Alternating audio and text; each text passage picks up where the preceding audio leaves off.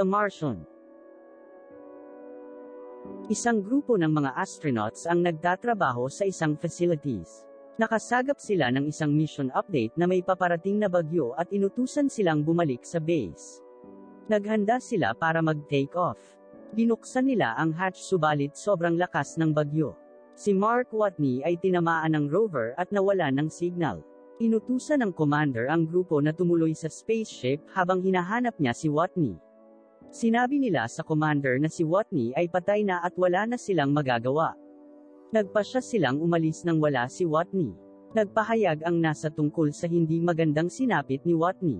Samantala sa Mars ay makikitang buhay pa rin si Watney. Napakababa na ng kanyang oxygen level dahil tinamaan siya sa tiyan. Kahit nahihirapan ay pinilit niyang bumalik sa base upang tanggalin ang tumama sa kanyang tiyan. Gumawa siya ng video upang ipaalam sa kanyang mga kasamahan at sa mundo na buhay pa rin siya. Sinabi niya rito na ang tumama sa kanya ay isang antena at pinigilan nitong maubos ang kanyang oxygen sa spacesuit.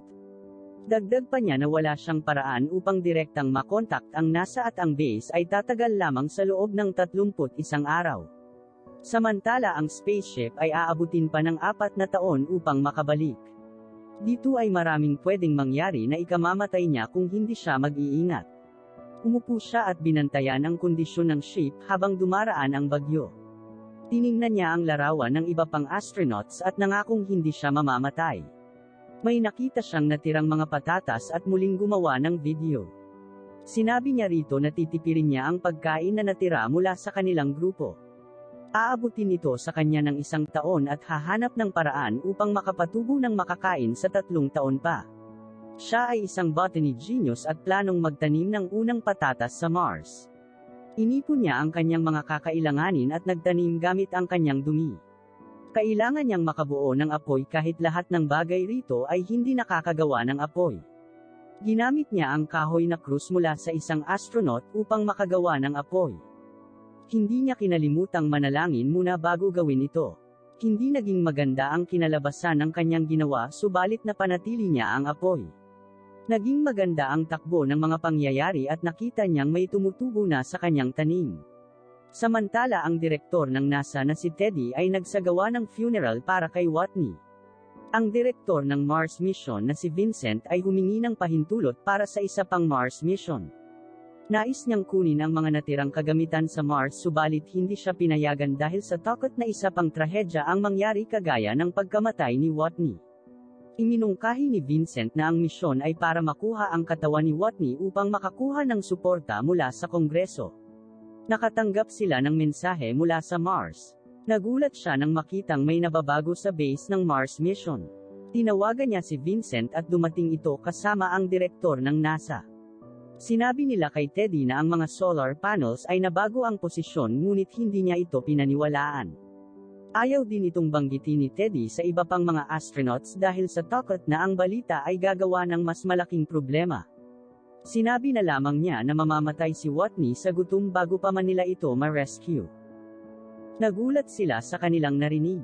Binanggit naman ni Vincent kung gaano kahirap ang sitwasyon ni Watney.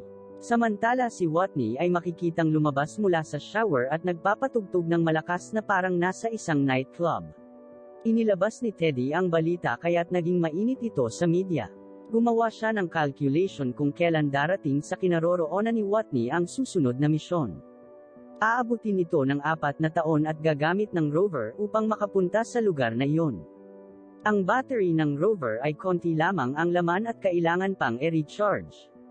Mahaba rin ang lalakbayin ng rover at aabutin ito ng 51 araw. Binuksan ni Watney ang rover at nagawang doblehin ang charge ng battery sa pamamagitan ng pagtanggol ng ibang mga hidden function nito. Nakaisip siya ng paraan. Hinukay niya ang plutonium na ibinaon nila upang hindi sila mamatay kung sakaling mabasag nila ito. Kinuha niya ang plutonium at inilagay ito sa backseat na naging kapalit ng hidden function ng rover. Nagplano ang direktor na magpadala ng supply kay Watney. Sinabi ni Direktor Bruce na aabutin ito ng 9 na buwan subalit nais ni Teddy na paiksiin ito ng 6 na buwan na ikinagulat ng grupo. Napakaraming oras ang kakailanganin nila upang maabot ang nais ng direktor. Hinukay ni Watney ang patatas at nakitang mayroon na siyang 400 piraso nito. Nag-aalala si Vincent dahil wala na silang contact kay Watney at hindi na ito gumagalaw. Nag-isip siya at na-realize kung saan papunta si Watney. Nakipagkita si Bruce kay Vincent at sa team nito at nalaman nila na hinahanap ni Watney ang Pathfinder. Nakabaon ito sa lupa at maaaring gamitin upang magkaroon ng komunikasyon sa NASA. Nasagap ni Bruce at Vincent ang signal nang makuha ni Watney ang kinalalagyan ng Pathfinder. Sobrang ikinatuwa ni Watney ang nangyaring ito. Nagawa niyang makipag-communicate gamit ang hexadecimals. Itinanong ng ground crew kung paanong buhay pa rin si Watney at sinagot niya ito. Ngayong nakakapag-communicate na sila ng mas maayos ay inutusan nila si Watney na i-hack ang rover at i-connect ito sa Pathfinder upang mas gumanda ang komunikasyon nila. Sinabi nila na binabantayan na nila ang galaw ni Watney mula pa noong ika-54 na araw. Dagdag pa nila na magpapadala sila ng supply sa susunod na misyon. Sumagot siya na masaya siya at buhay pa rin siya sa ngayon at itinanong sa kanila kung paano nila nalaman na buhay pa siya. Sumagot si Vincent na hindi alam ng kanyang crew na buhay pa siya. Nagalit si Watney dahil sa sinabi nilang ito. Ang crew ni Mark Watney ay nakatanggap ng isang video message na buhay pa siya at sinabing inilihim ito sa kanila sa loob ng 2 buwan. Nagulat sila dahil pakiramdam nila ay kasalanan nila ang nangyari kay Watney. Pinag-aralan ng NASA ang mga posibleng problema na kanilang madadaanan sa pagpadala ng supply sa Mars. Pumasok si Watney sa base subalit sumabog ang unit kasama ang kanyang mga tanim na patatas. Ang kanyang oxygen sa loob ng suit ay bumaba dahil nabutas ito. Gumamit siya ng tape upang takpan ang butas. Tiningnan niya ang kanyang mga tanim at nadismaya siya dahil nasira lahat ito. Sumakay siya sa rover at sumigaw ng malakas.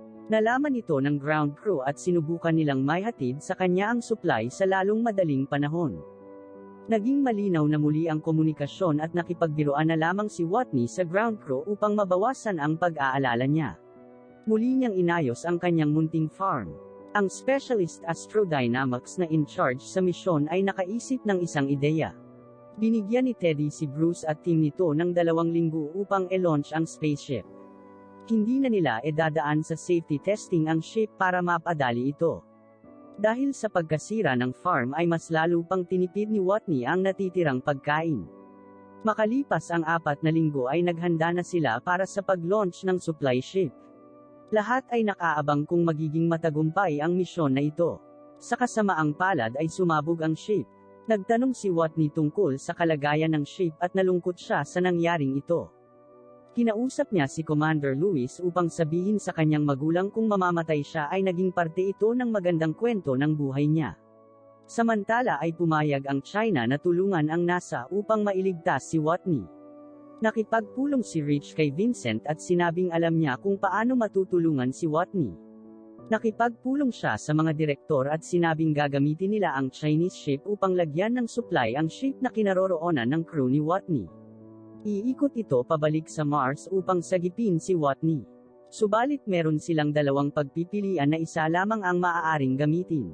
Gagamitin nila ang Chinese ship upang magdala ng supply kay Watney at maghintay ng sunod na misyon pagkatapos ng 4 na taon o pabalikin ang crew ni Watney at magdagdag ng 533 araw para sa kanilang misyon habang nakataya ang kanilang buhay. Pinili ni Teddy na gamitin ang Chinese spaceship sa kabila ng pagtutol ng flight director. Pinadala ni Rich ang kanyang plano sa crew at pinaliwanag ng commander sa kanila ang panganib ng misyon. Hindi na sila muling papayagan na pumunta sa space dahil ito ay paglabag sa kautusan ng NASA. Lahat ay sumang-ayon sa plano ni Rich na balikan si Watney sa Mars. Napilitan si Teddy na gumawa ng paliwanag sa muling pagbabalik ng crew sa Mars. Tinanong niya si Mitch tungkol sa pinadalang files ni Rich sa crew at hiniling na mag-resign ito pagkatapos ng misyon. Natanggap ni Watney ang plano at nakitang siya ay babalikan ng crew. Binisita ng NASA ang Chinese Space Agency at matagumpay na na-launch ang spaceship. Sa ika-461 araw ay minarkahan ni Watney ang kanyang huling araw sa Mars. Sumakay siya sa rover at dinala ang mga kakailanganin niya papunta sa site na pinag-usapan. Sa ngayon ay siya pa lamang ang unang taong naiwan sa planetang Mars. Pinag-usapan ni Vincent, Mitch at Bruce na kailangan nilang magbawas ng timbang ng spaceship. Napagkasunduan nila na tanggalin ang buong unahan ng ship. Nais nilang sumakay si Watney sa isang convertible ship kahit delikado ito. Subalit nagustuhan ni Watney ang ideyang ito kaya't ginawa niya agad. Ito na ang araw at lahat ng tao sa mundo ay nakaabang sa kung ano ang mangyayari. Nagsalamin si Watney, nag-ahit at naglinis siya ng kanyang sarili bilang paghahanda sa kanyang pagbabalik sa mundo. Nakahanda na ang crew upang balikan si Watney. Natatakot at naiiyak si Watney nang i-announce na ang pag-launch nito. Tinamaan ng tarp ang kanyang ship at nawalan siya ng malay. Nakita nilang napakalayo pa nila upang maabot ito. Bumalik ang malay niya at tinawagan niya ang commander na ikinatuwa ng buong crew dahil buhay pa siya. Nais ni Watney na ilapit ang kanyang ship sa mga ito ngunit hindi pumayag ang commander. Iminungkahi ng commander na gumawa ng isang bomba upang maiayos ang posisyon ng dalawang ship. Na-realize nilang malayo pa rin ito kaya't nagsuot ng suit under upang lumabas ng ship. Sumabog ang bomba subalit hindi pa rin nila naabot si Watney. Binutasan niya ang kanyang gloves upang magamit bilang propeller at makalapit sa commander.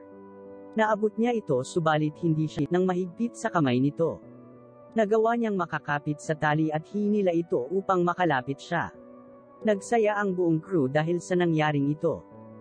Nagpadala ng mensahe ang crew upang ipaalam sa buong mundo na nakuha nilang muli si Watney. Nagsaya ang lahat ng nag-aabang sa kanila.